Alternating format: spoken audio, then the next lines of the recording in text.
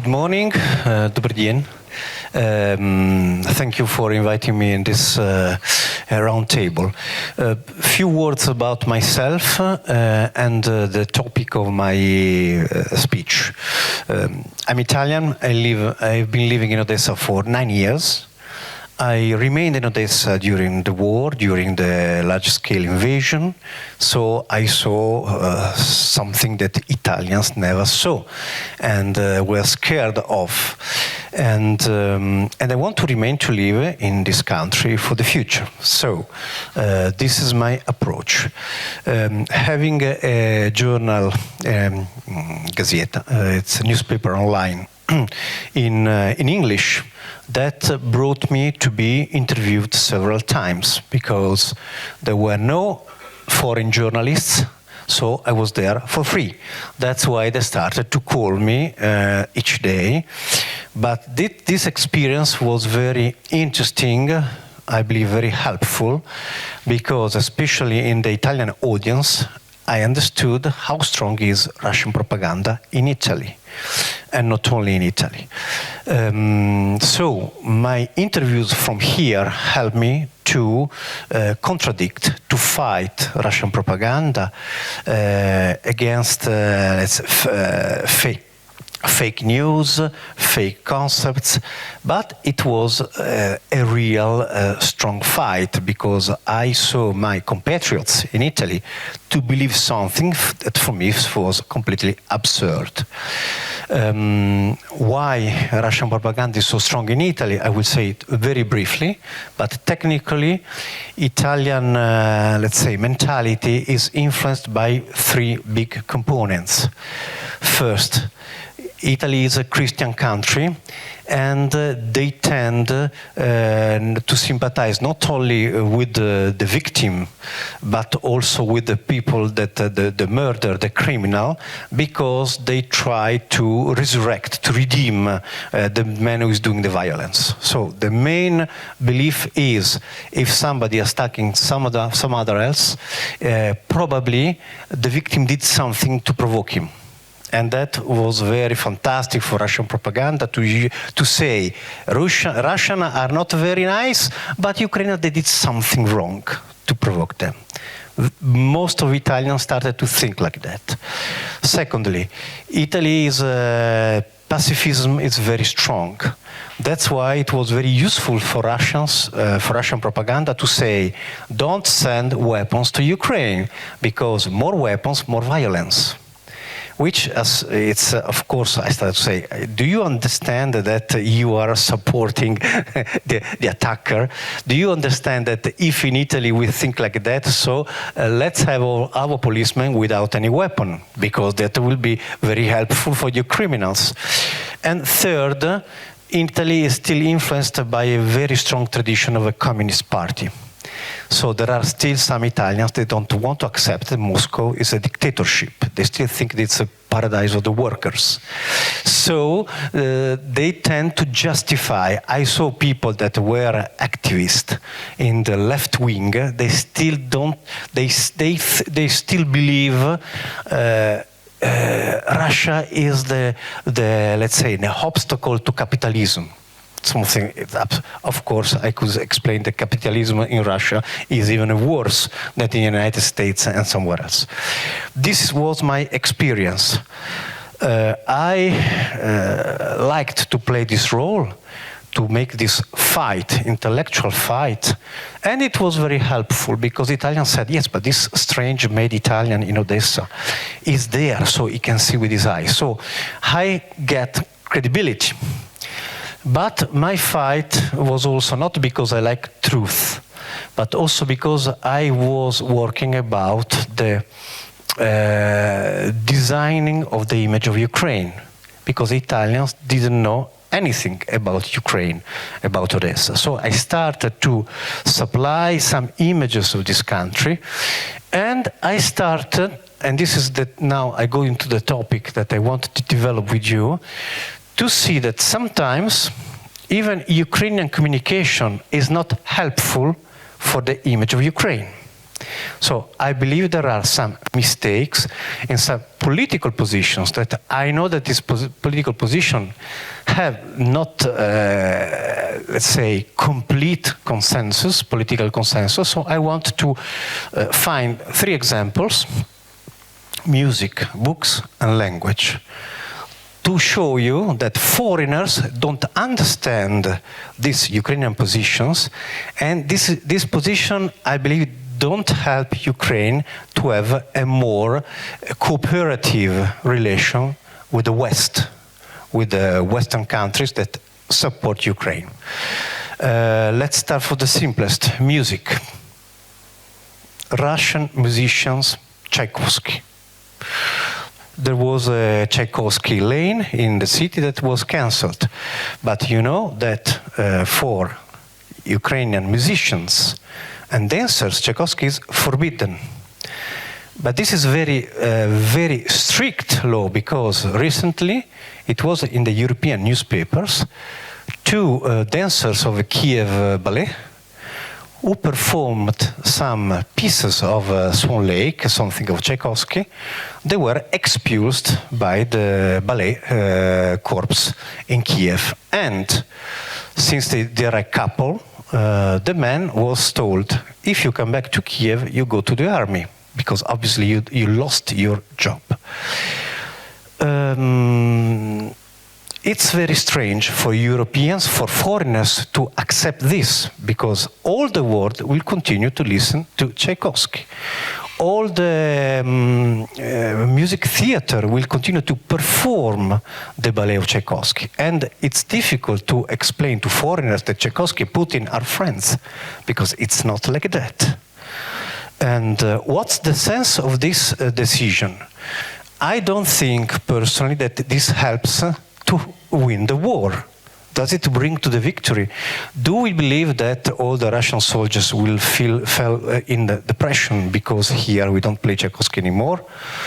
I don't think so. So this is a strange message to European audience, because it's even, we had wars. I'll make an example. Italy fought 4 wars against Austria. 3 wars of independence, and the Great War, the World War I. In World War I, we lost almost 700,000 soldiers. So the hate to Austrians was absolute, comparable to the nowadays hate to Russians. Nobody said in Italy to abolish Mozart. So this is what foreigners think. And I believe that to insist to this line doesn't give the image of a free country and a country that accepts culture. By the way, Tchaikovsky loved Ukraine and spent a lot of time in this part, and it belongs to another century. Finally, there is also a paradox that this, let's say, limit, this prohibition, is destroying the career of any professional of ballet. Because if a good Ukrainian talented ballerina wants to join the opera ballet in Paris or in Italy or somewhere else, she cannot apply. Because of course in the other theaters they will always play Tchaikovsky. She had to get rid of her passport. So you understand that not only this is not, we don't understand, Europeans cannot be convinced that this is a way to win the war, but also, indirectly, it's even a gift for Russian culture, because they will have no competition. And this is my first example.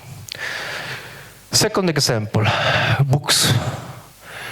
The most famous author of Odessa is Isaac Babel. But Babel, according to the official position of the Ministry of Culture, has to be abolished. That's why they cancelled the street which was named on Isaac Babel. And also the statue, which is still there, but is in the list of monuments to be removed. But why? Because there is a legend, they say, he was, let's say, cooperating with Cheka, GPU, KGB. In fact, Babel was killed by Stalin. It was tortured and killed because it's a person that spoke loudly his opinion. So it's a person that lost his life because he was a free thinkers. And even the book that he wrote, Red Cavalry, made the head of Red Cavalry, Budienny, furious because he was speaking about murderers and rapers in this Russian Soviet cavalrymen. It's very strange to say to this abroad, because all the people that want to become writers and go to creative writing courses in the academy all over the world, they will study Babel. Babel will always be read. The fact that here is censored, it's something very strange. And the other big example is Bulgakov. If you speak about Bulgakov, here people started to be, some people started to be very angry. Bulgakov wrote a book that is considered like a masterpiece of intellectual freedom. In fact, the Master Margarita, which is one of the favorite books all over the world of last century, is criticizing the intellectual conformism, the lack of freedom. So he was as well a free writer. And he was born in Kiev. He loved his city and spent in Ukraine two-thirds of his life. To say to foreigners that Bulgakov is not considered a Ukrainian writer, it's strange. Can you imagine, there was a few months ago a very funny story. Brazilian publishing company published a collection of Ukrainian writers. And they wrote on the cover, Babel, Bulgakov, Gogol, because also Gogol was born in Ukraine. So, did they wrong if they bring this Brazil? In Brazil, they thought about this. Okay. The paradox is that even in Russia, they don't like Bulgakov. Recently, there was a very nice movie, very well performed by and founded by the Russian television about Master and Margarita. And the two main propagandists, Solovyov and Simonian, they criticize the movie, say, but this movie is a shame. They are some Russian watching this movie will think that the devil, Voland, is Putin. Exactly, exactly. So, I mean, if I would like to teach to new generations in Ukraine, I would suggest them to read Master and Margaret and George Orwell, 1984. Because these two books give us the ingredients to understand what's totalitarianism. Ukraine took this position because it's a position of the Ministry of Culture. I don't believe that is a nice marketing of this country abroad. Finally, language. Russian is the language of the enemy. I had the opportunity to meet here in Odessa the chief rabbi, Wolf, who is the head of the local Jewish community. And he was saying publicly to foreign journalists, don't give Putin the property of the language Russian. The logic is the following. Am I speaking English now? Yes. Am I a friend of Trump? No. So, connecting a language with a political position, it's a mistake that has very big consequences. I speak also Spanish and French. I'm not in favor of colonialism, excuse me. So, language is a way of communication, and it's easy to show that I have friends that have business relations with Kazakhstan, Uzbekistan, they speak in Russian with the other businessmen. In Moldova, it's still official language. Ukraine wants to be member of Europe. The freedom of language is one of the principles of Europe. If they want to be member, they have to know that among the many languages, also Russian is considered a language that can be spoken. So this attack, it's very strange for foreigners. I understand that there is a hate in this moment, but it's something that doesn't show, again, a country, and moreover, if with some reasons Ukrainians say yes, but in bad times we were obliged to speak Russian. But now you're repeating this kind of behavior. Of course, on the contrary, it's like a revenge. This kind of approach is also very, I believe, quite dangerous from let's say, not a philosophical, but for the future. Why? Because in a civilized world, we have to accept that wars are between states, not between populations. Do you remember what happened with Germans? Germany. Germans actually killed much more Ukrainians than Russians today, because there were many Ukrainians in the Soviet army, it's true. And many civilians were killed by Germans, by Romanians, especially here in Odessa. There were also the Italians in that moment. It's a shame, but it was like that. And did we abolish German or Beethoven? Now Germany is a partner country of Ukraine. And it's a different country because it's a different population. And yes, there are some still supporters of that old ideology. But it's an example that with countries, one day you do a war, but after some decades, this country could be your partner. Attacking one language, one culture, it's the ingredient to continue the war forever. Because the moment that there will be a peace, will be the opportunity, the freedom to distinguish with whom we want to have friendship, partnership, work. And we have to also to accept that some Russians are good ones.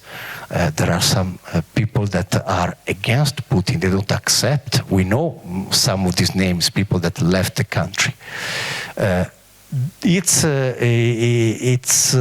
conclusion, I try to explain with these three symbolic, let's say, examples, that not only it's difficult to sell a good image of Ukraine, which I'm doing constantly when I'm interviewed, because my ambition is to have more and more foreigners not only visiting but living in this country and investing. But if we send the wrong message, it will not be, let's say, a nice message. This is something that, and this is the conclusion, the paradox. It even can be used to support that propaganda that my colleague was explaining perfectly. Thank you.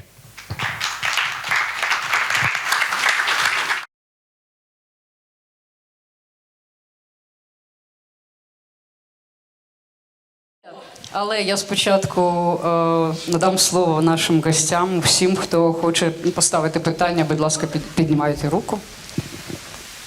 Анастасия, я хочу, как польский националист, да, показать абсурдность подхода. Микрофон, он включен? Алло. О, ближе держите. Абсурдность, да, и, скажем, употребляя рамки, скажем, российской пропаганды, да, переведу на польский подход тому, о чем вы говорили. Потому что мне, как польскому национализму, может не нравиться то, что вы, украинцы, используете гражданина Польши, Бандеру, который был в Польше, участвовал в политическом, да, процессе, и просто пытаетесь присвоить его как своего. Он никогда не был гражданином Украины, никогда не был на территории Украины. Если отделить вопросы государства и народа, получаем абсолютно другую картину. Потому что если Украина готова отказываться от победы, от языка, почему, да, завтра, это абсурдно. Хочу сказать такое. Смотрите. Я родился в городе Александров-Куявский. Это маленький город в центре Польши. В 1939 году в этом городке 10 тысяч. Было где-то 20% евреев, było где-то 10% Niemców, było где-то 5% русских. В 1939 пришли немцы, и не стало евреев. Немцы, которые жили в моем городке, разделились на две части. Те, которые остались нормальными, те, которые были иберменшами. В 1945 году иберменши бежали вместе с вермахтом. Остались те, которые были лояльны.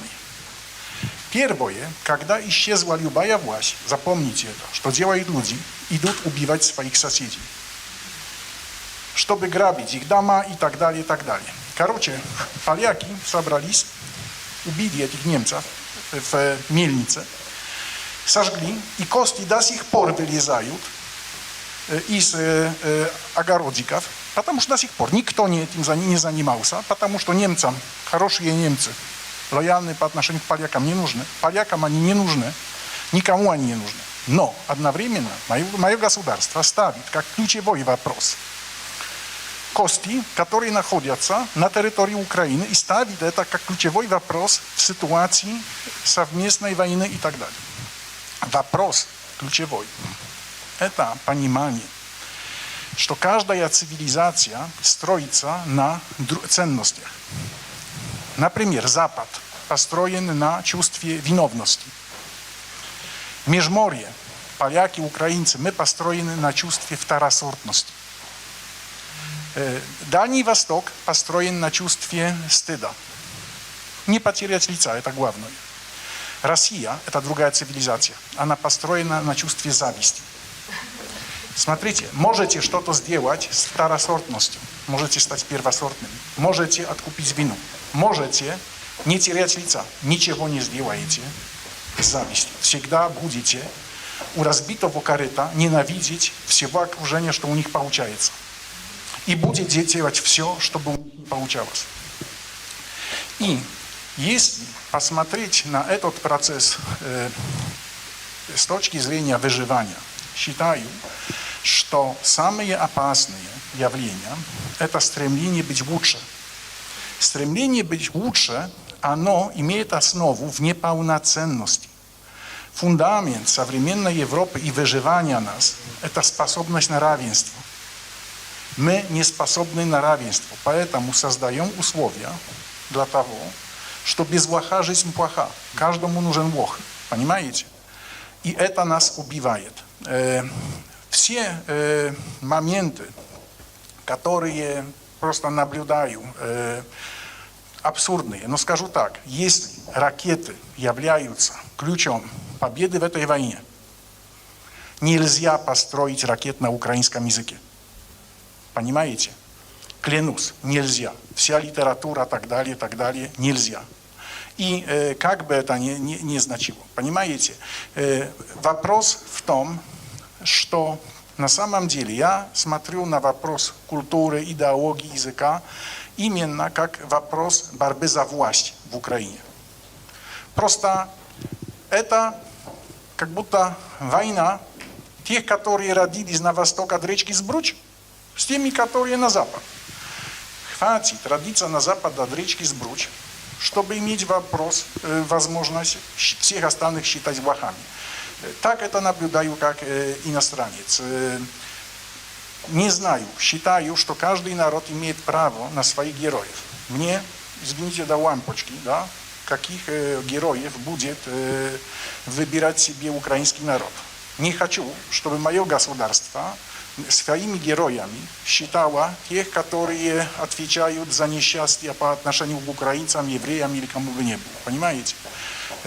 Просто способность на равенство считаю ключом мышления про то, как из этого выйти. Дякую.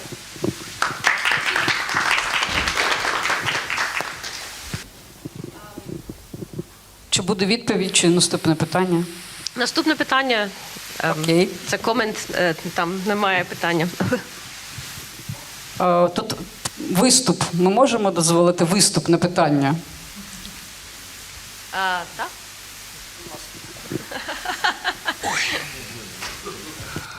Я внимательно послушал выступающих, даже кое-что понял на английском языке. Я с глубоким уважением отношусь к уважаемому господину. уважаемому господину. Он так, вероятно, думает, что я хорошо говорю на английском. Мне очень приятно, что он по мне так думает, но я не все понял, то, что он говорил. Но я хочу вернуться к другой теме. Я хочу сказать, я, кстати говоря, с Пиляцкой почти согласен, почти. Потому что, на мой взгляд, ситуация гораздо хуже, чем то, что говорит она. Видите ли, я глубоко убежден в том, что мы существуем главное в этой войне. Это не агрессия России против Украины. А главное то, что мы, и Россия, и Украина, стали типичным постсоветским государством. С очень специфической структурой. Постсоветское государство – это поле непуганных бюрократов, которые между собой делят все. И вот это является главным в этой войне. Вот здесь уже неоднократно звучало, что пока украинская власть пряталась, а люди воевали, все было хорошо. Но когда украинская власть проснулась, увидела, что никто их не гонит, все пошло немножко по-другому. В общем, мы существуем в совершенно принципиально других условиях. Я почему на это обращаю внимание? Вот смотрите, в России до 10-х годов была масса программ, передач, статей, посвященных вот той же самой Второй мировой войне, где разбиралось то, что было на самом деле. Не то, что говорила пропаганда, а что было на самом деле. И у меня уже тогда возник дикий спор с Вахтангом Кипиани, да, по поводу его программы. Я говорю, вот смотри, вот в «Эхо Москвы» идут передачи, посвященные тому, что реально делалось в России. Давай мы это поддержим. Это ведь нужно для того, чтобы разрушить образ сталинского. А он говорит, меня это не интересует вообще, принципиально. Вот вообще меня это не интересует. Поэтому сейчас мы как бы имеем наследие того, что происходило. Никто на самом деле в Украине не пытался разрушить постсоветский мир. Я имею в виду из власть присущих, из культуры. Мы строили наш постсоветский мир. Вот Майданы все, они выступали против постсоветского мира, потому что Майданы все исходили из чего? Они пытались убрать бюрократов, они пытались убрать силовые структуры, которые представляют собой самый настоящий рэкет. То есть, гражданин Штекель, сейчас, за слово, я закончу, секундочку. Хорошо, просто мы пытаемся... Я понимаю прекрасно, я понимаю цивильную дискуссию нужно все-таки к теме оставаться. Я понимаю, я перейду к этой теме, просто маленькое пояснение. Мы в стране политического рэкета. То есть главное, это любой человек прекрасно Мы знает. это обсуждали детально вчера вечером, вы не пришли. Да, ну я виноват, конечно, я понимаю. Давайте так вот теперь о пропаганде. Понимаете, в чем дело? Я занимаюсь пропагандой много-много лет. Я имею в виду, читаю об этом, теоретические работы. Так вот, российская пропаганда страшно слабая.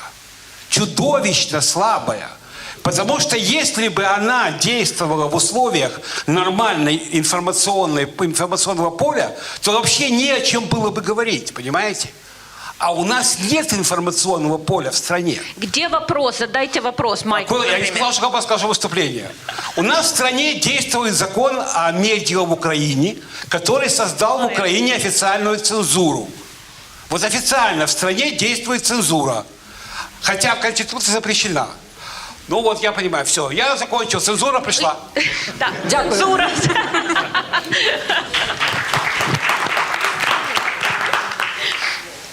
Спасибо. А можно вопрос в контексте выступления? Вопрос, да. Вот вопрос, да? Да. Кому? Добрый день. Считаете ли вы, что украинская пропаганда намного более эффективная, чем российская? А российская действительно крайне неэффективная, но о том, о чем говорил коллега, потому что то, что вы показали, это, в принципе, рассчитано на низ, на глубинный народ.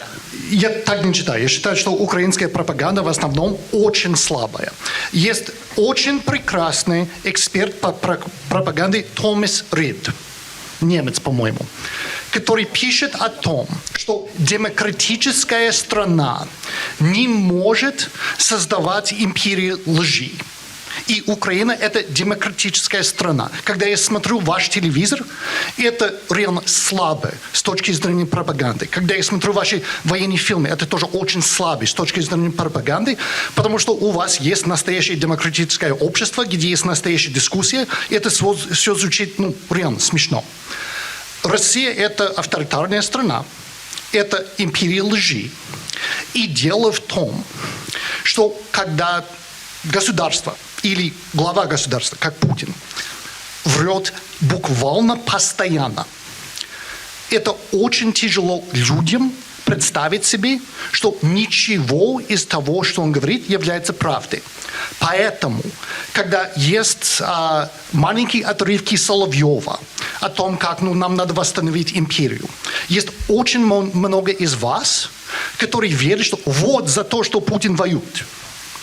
Он обманул очень много из вас, очень много из нас в Вашингтоне. Я живу в Вашингтоне и уверяю, что никто в Госдепе, никто в ЦРУ не понимает, как это все работает. Просто не понимает. Российская пропаганда, извини, очень-очень сильная, и ваша очень слабая, и это неплохо. Это комплимент вам. Можно? Читали интервью, слушали Юрию Мендель, Такеру Карлсону. Да, я... Пропаганде, которая прекрасно была организована еще до войны, благодаря которой с 22 года Да. удалось намного больше, чем российская бездарная пропаганда. Хорошо, Видишь, все наоборот. Юлия Мендель 1,5 часа выступала собачьей чушь в основном. И все поняли это. Есть нисколько, есть это, условно, 5-10% на Западе, которые верят в нацистов в Киеве, которые слушали Юлию Мендель внимательно и поверили ей. Но в основном никто ей не поверил, все ругали ей. Я хочу. Нет. Очередь. Петр, потом Халил. Да. Не, Гена. Просто я одно только... Анастасия, я только одно предложение. Да. Я хочу сказать о том, что русская пропаганда в Польше была неуспешна, но стала успешна. Знаете, когда? Когда появилось явление, что украинцы это не только официанты, но это также профессора, предприниматели, инженеры и так далее, сразу рост наступил. Дальше. Женщины встали в конкуренцию очень сильно, сразу. И третий момент, это когда оказалось, что украинцы владеют ракетами, когда к ним ракеты прилетают, могут ответить по Москве, а когда по Польше прилетают, да, тогда с Вашингтона спрашиваем, что делать. Сразу рост русской пропаганды ненависти к Бандере, да, вопрос по национальной памяти, все это просто выросло. Так что воспринимайте это как комплимент. Настя, це я просто на 2 хвилинки, якщо дозволите. Якщо дозволите. Але дивіться, Настя, я просто через себе особисто, через свою родину пропустив от всю цю лінгвістичну проблему, яка розриває Україну. Тобто мене точно російськомовні брати і сестри не звинуватять в русофобстві, русомовнофобстві, да, от щось таке. Але дивіться, тобто цей рух може бути тільки назустріч, бо от ця агресія українців, частково вона від дурості, да? Всі примітивні люди, дурні, тобто і агресивні від... Маленькі собачки громко лають, великі рідко, або з'їдять, або мовчать. Ні, ви ж. Я про українців, я від свого боку говорю. Да. Тобто, насправді, Данило Яневський, який солідний історик, говорить нормально, думаю, 3 мовами. А недоучки займаються пропагандою. Я про інше, що без розуміння один одного ми ніколи не побудуємо ту Україну, про яку всі мріємо. Україну інклюзивну і щасливу. Бо я сам перейшов на українську років 20. Причому це був абсолютно моральний вибір, бо мене виховували в юності люди, які по 20-27 років провели в радянських таборах. Просто за те, що вони були українцями. І не готові були йти на компроміси з власною совістю. Так от я чудово пам'ятаю часи, коли в університеті я говорив один українською. І якщо б я не був постарший і не міг дати в морду, то це було приниження. Я пам'ятаю, як мене в київських ресторанах, в місті, де я народився і вирос, якщо дізнавалися, що я не зі Львова, просто ти що, ненормальний? Тому насправді це бунт раба. Тобто, як тільки більшість українців, вони ж ці новонавернені, вони бояться зіскользнути в російську, бо вона для них рідна. І тому насправді тут має бути, тобто тут неможливе вирішення цього конфлікту без руху назустріч. Ми маємо визначити, що ви at least bilingual nation. Як мінімум, ну, якщо ми не говоримо, то ми розуміємо. І не робити вигляд, що ми не говоримо. Врешті-решт, поки Шевченка залишатиметься пророком і архетипом українців, проза російська журнал, поезія українська. І о гріх гріховний статус дійсного члена імператорської академії наук. Чекаю, поки знесете пам'ятник Шевченку. Ну, треба ж деімперіалізувати. Тому, дивіться, знову ж таки, зараз ви просто... Колись я був в Бессарабії і жив в чудовому готелі, не пам'ятаю. І власниця, коли вже почалася українізація, мені сказала, знаєте, от ми весь час тиснули на вас, українців, ну, російською, звичайно, і тут я себе почувствувала на вашому місці. Тому, захищаючи своє право на свою мову, пам'ятайте, що українці – це як бита собака. Вони часто кусаються, тому що їх дуже довго принижували ті, хто говорив російською. І тому, щоб відвоювати, треба... Ну, от, коли ти повноцінний, от я встаю зранку або там серед ночі розбуду, я говорю українською. Тому для мене російська не проблема. Тобто, тому треба розуміти всю цю стратегію і глибину цієї трагедії. Зрозуміти навіть оцю агресію українців як контрпродуктивна, але зрозуміла. Бо це бунт раба, я ж повторюю. Це бунт принижений, який хоче стати рабовласником. На жаль, дуже часто. Це погано, але це природньо. І що я хочу сказати? Але насправді нагадуйте нам, українцям, да, що Шевченка двомовний, якби Короленко совість імперії України, да, що бути українцем, тобто українство програє, коли вона втрачає моральну перевагу. Тобто бути українцем – це бути на стороні правди, а не говорити українською. Бо коли Бандера вбивав Івана Бабія, він не був на стороні правди. І це величезна трагедія, що культивуючи фактично Сталіна, який не відбувся, да? Екси, те саме.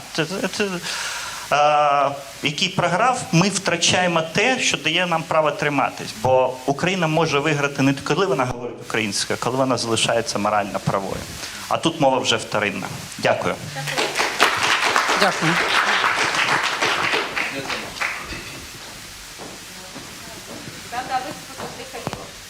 Раз. Де там пан, який за Мендель говорив? Нема вже? Пані Мендель. Ви говорите. Да. Пані Мендель – це ображена робітниця менеджера ТОП. До того був Андрій Богдан. Тільки Андрій Богдан говорив на території, де йому, ну, скажімо так, страх не дозволяв сказати більше. А Мендель, вона за кордоном, так я кажу, що він позвав, дав грошей трошечки. Попрацювали з нею спецслужби, пригладили, і вона сказала те, що вона сказала. Хоча вона ще більше могла сказати. От це говорить про те, що це не фахівець, який був на своєму місці, якщо він такі речі говорить. Тому що не вам, не мені, то знати не потрібно. І на майбутнє, коли якогось робітника взяти собі, то треба подумати, чи потім від нього інформація не вийде назовні. Це і є класність працівника. За той розговор, що зараз на багатьох посадах просто, двоєчники, дворники, там, навіть бармени, шути і все інше. Дякую. Прийшла цензура, повернула микрофон. Вот тут выступал пан передо мною. Вот я хотел бы ему ответить. Дело в том, что, во-первых, это чушь полная относительно Мендель спецслужб, денег получила. Это полная чушь. Это просто неумение ответить на вполне конкретное интервью. Это потому, что в Украине нет свободы слова. Потому что у нас никто не решается по-настоящему прямо говорить. А когда нужно прямо говорить, то у нас все прячутся под пол. Ну вот мы не прячемся. Замечательно, я очень рад. Вот я хочу ответить пану американцу относительно немецкой пропаганды. Ну, это, конечно, замечательно. Никто не поверил проклятым нацистам. Но я хочу напомнить, что, по-моему, в конце нулевых годов была опубликована работа в Голливуде, где один из кинокритиков проанализировал работу Голливуда в конце 30-х годов. И оказалось, что Голливуд блестяще выполнял все нюрнбергские процессы Германии, потому что они планировали, что фильмы нужно будет показывать в Германии. И поэтому ни один еврей в положительном образе никогда не был в американском кино в это время. Ни один еврей никогда не был, фамилия еврея положительного героя никогда не могла быть. При том, что все продюсеры были евреи. То есть тогда Голливуд совершенно четко действовал по требованию нацистов Германии. Как сейчас американский Голливуд никогда не скажет, что коммунист это плохой, потому что один из главных рынков для Голливуда это Китай. А если где-нибудь будет само указано, что это плохо про коммунистов, то фильм в Китай не пойдет. Мало того, режиссер пойдет в черный список. Поэтому, понимаете, на самом деле пропаганда всегда отлично действует. Можно я закончу? Так вот, я обращу внимание всех на то, что российская пропаганда является просто зеркалом того, что происходит в Украине. Вот просто зеркалом того. Вот все проблемы, которые делает, кривое, конечно, зеркало, все проблемы, которые возникают, она отображает. А почему? А потому что Украина не отображает эти проблемы. Никогда российская пропаганда не была эффективной, когда в Украине действовала свобода слова. А сегодня она не действует, и не действует уже давно. И поэтому происходит именно это. Кстати говоря, вот я заканчиваю. Именно поэтому, кстати говоря, и в Европе российская пропаганда очень эффективна. Потому что сегодня западные СМИ утратили доверие избирателя. И это очень хорошо видно по ситуации с правыми партиями Европы. И вот именно из-за этого происходит и момент с российской пропагандой. То, что газеты не говорят, говорит российская пропаганда. Как хочет говорить, другое дело. Но это потому, что есть лакуны, где нет информационной свободы. Вот российская пропаганда всегда проползает туда, где нет информационной свободи. Я хочу подякувати Офісу Президента України, Службі безпеки України, що ми можемо тут зібратися. Тому що були б ви, наприклад, в Казахстані, повірте мені, ви б так не говорили. Дякую. Да. Леонид, спасибо. Я, кстати, согласен. Я вчера комментировал выступление Ганны Ютківської и Надя Друзенко. Говорил о нарушении Конституции и Уголовного кодекса при принятии новых законов. И статья 2017, например, по Росвиту, да? И статья 15, где написано «Цензура заборонена». Это как раз одна из тех статей, которые нарушаются всеми тремя ветвями власти. Но я хотел бы... Да, я хочу вернуться к выступлениям Анастасии и Уго Полетти.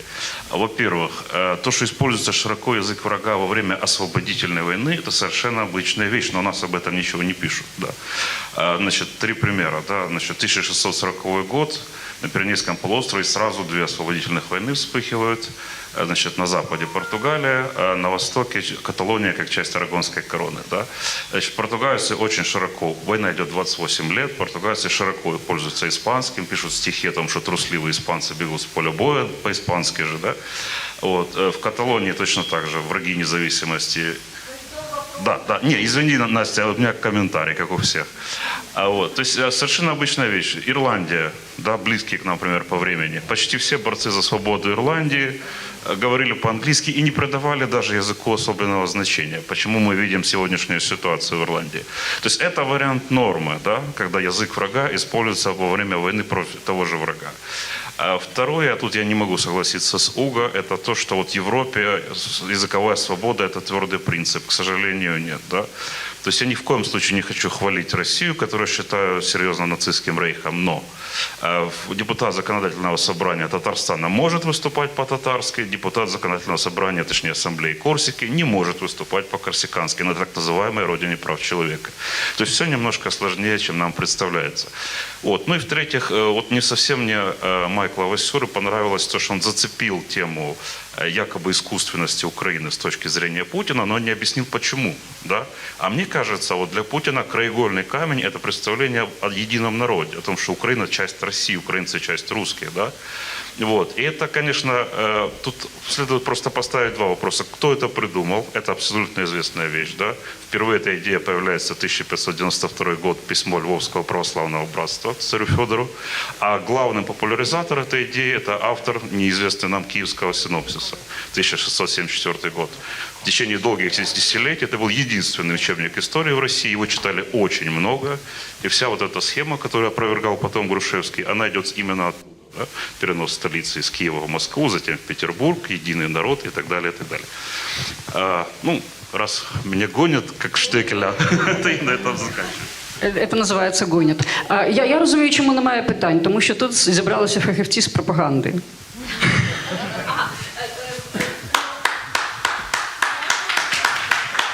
У нас є ще одне запитання. Окей.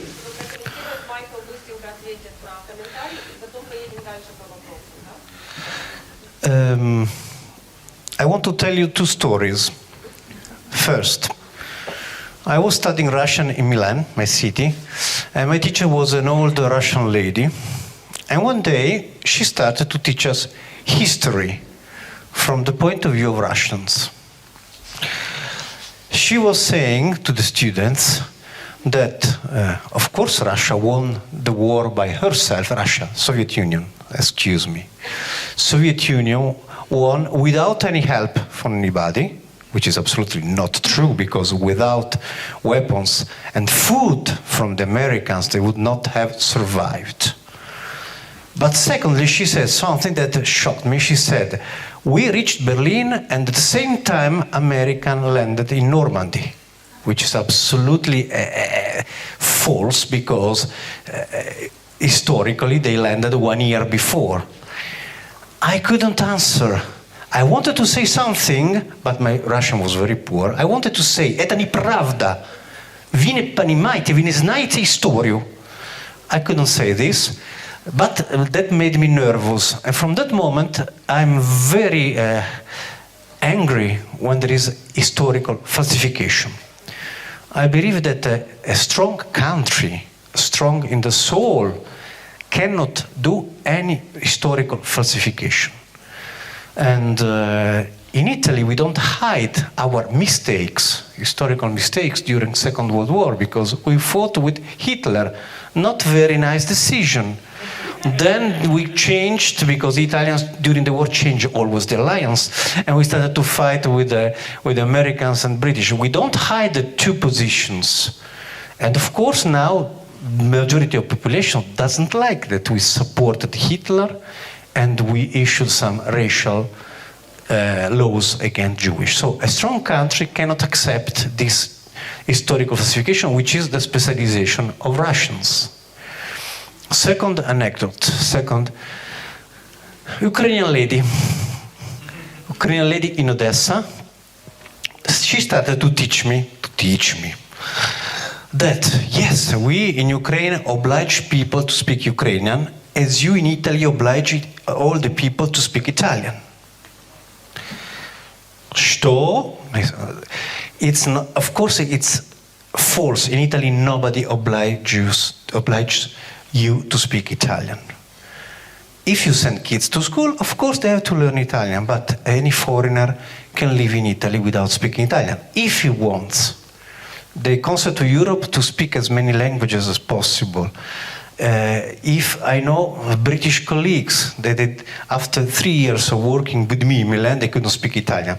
It was easy because they went from office to the pub, from the pub to the hotel to the office, and again to the pub. Okay, but there is nobody who complaining or saying to them, you have to speak Italian. Nobody, we didn't care. So, and if you go to Rome, you will see how smart are the waiters, saying, foreigner, Spanish, English, French, sí, come here, comida. So they are very smart to speak all the languages. I can create a restaurant in Italy or in any part of Europe speaking Latin if I want. I cannot do it here. Waiters cannot speak other languages. So it's important to notice it. I want to conclude to say, I like to live in Ukraine. I support Ukraine because I believe that this country is morally superior than Russia. I believe that Ukrainians are morally superior than Russians, as soon as they don't repeat their mistakes. I don't want to see in Ukraine censorship. limit to books. I don't want to see in Ukraine historical falsification. I don't want to see in Ukraine limited to free opinion, religion, and language. If we make these three mistakes, we are copying the Russians, and we lose the moral strength that is a part of this country. Thank you. Про один народ. Когда Путин говорит, что русские и украинцы один народ, это травля. Первый раз, когда он говорил эту фразу, это было 4 сентября 2013 года. И он повторил это еще 2 раза перед Майданом. И потом, конечно, повторил это после аннексии Крыма. И примерно 1-2 раза в год он всегда повторил это либо на Валдай, либо на большом пресс-конференции, когда иностранцы слушали его внутри России. Они никогда не говорили, что мы один народ с украинцами. Перед войной они показали каждый день, как Украина собирается к войне с Россией. И когда я говорил, что кремлевская пропаганда очень эффективна, я про такие примеры, потому что Путин опубликовал эту смешную статью. И Джейк Салливан, и Джо Байден, и все остальные в Вашингтоне поверили, что Путин верит, что мы один народ, и нас будут встречать как освободителей. Это была очень эффективная кремлевская пропаганда, и это была травля, и это было создано Путиным как для этой цели. Путин не верит, что вы один народ. И если вы верите, что Путин верит, что вы один народ, это пример, как кремлевская пропаганда действует даже на вас. У меня есть микрофон. Спасибо, да. Первое, что я хочу сказать, Майклу нужно записать большую лекцию, которую надо распространять в Украине как пример, как российская пропаганда. Лучшего я ничего не слышала. Вот это просто, вся презентация, это просто великолепно. Кусочек. Хотелось дальше слушать и слушать и слушать, потому что, просто, чувствуется, что прям человек профессионал. Я не знаю, насколько он выдерживал в российских студиях выступать, там комментировать, но это надо иметь, железные нервы. Я не знаю, кто что подумал, но это на самом деле так. Дальше. Я хочу сказать Насте огромное спасибо, потому что, я просто, роняла слезы. Это нереально. Все, что ты сказала, это то, что я переживаю, это полная правда. Я даже сейчас не могу говорить спокойно, потому что это вот просто именно так, как есть то, что нужно говорить. Я хотела по поводу пропаганды. Я считаю, я совершенно согласна с Майклом, что там абсолютно, гениальная пропаганда. И Путин, он просто дразнит, ты говоришь, травит, да? Он просто дразнит украинцев, а украинцы дразнятся. Они просто ловятся на это и начинают реагировать. Просто на троллинг. И начинают реагировать, давая этому человеку и этой стране то, что они от нас ожидают. То есть конкретно он простраивает реакцию, он знает, какая будет реакция. Мы реагируем, он аплодирует. Все, больше ничего. По поводу пропаганды как слова. Я специально нашла этимологию слова пропаганда, потому что Настя сказала, что мы не можем заниматься пропагандой как манипуляцией. Я об этом, не буду говорить в своем выступлении, я просто расскажу про шкалу Тановой, где находится пропаганда, где правда. Но интересно, ближе, да? Не-не-не, нормально, я привыкла, я в метро иногда с этим езжу, в таком виде. Значит, смотрите, слово пропаганда происходит от латинского причастия пропаганда, подлежащее распространению, то, что должно быть распространено, образовано от глагола пропагаре, рассаживать, размножать черенками, распространять. Все. То есть пропаганда – это распространение, изначально каких-то знаний или каких-то идей. Поэтому они пускай занимаются манипуляцией. А нам надо заниматься распространением хороших идей. И это уже называется связи с общественностью. Распространяйте хорошие дела, делайте их и распространяйте. Подавайте хороший пример, черт возьми. Будьте объектом, людьми, которые являются моральным образцом. Потому что они пытают наших пленных, а мы выполняем Женевскую конвенцию, и у нас начинает народ говорить, их тоже надо точно так же делать. Нет! Мы должны стоять на этом, достоинство держать. Вот этим отличается их пропаганда от того, что у нас должно быть. Она у нас есть? У нас ее нет. У нас черти о чем. Мендель показывают у нас. Вот что у нас есть. Ну, ладно, я имею в виду, что люди смотрят. А где у нас что-то, что рассказывают о тех же подвигах, которые... Ой, оставьте в покое этого Зеленского, он ничего не умеет порядочного сказать. Не будем про Зеленского тут говорить. Я говорю о том, что есть люди, которые знают, как делать. И это обычно люди не государстве. Все. У нас так государство построено, сколько я живу, я знаю, что конкретно какой-то человек придумал какую-то идею и пашет. Ну вот как я, как вот люди, которые тут собрались. Взяли, придумали и погнали. И спасибо, если государство не поставит палки в колеса. Это единственное. Или бумажку напишет какую-то, что ты имеешь право надышать. Вот это вот так у нас работает. Извините за эмоциональность, ну как бы вот спасибо. Да, и когда есть правда в своей стороне, не надо использовать манипуляции. У Украины есть правда в своей стороне. Поэтому не надо создавать пропагандистскую машину. В отличие от России. На этой прекрасной ноте, I think we will finish. Дякую усім, Дякуємо що вам. це витримали.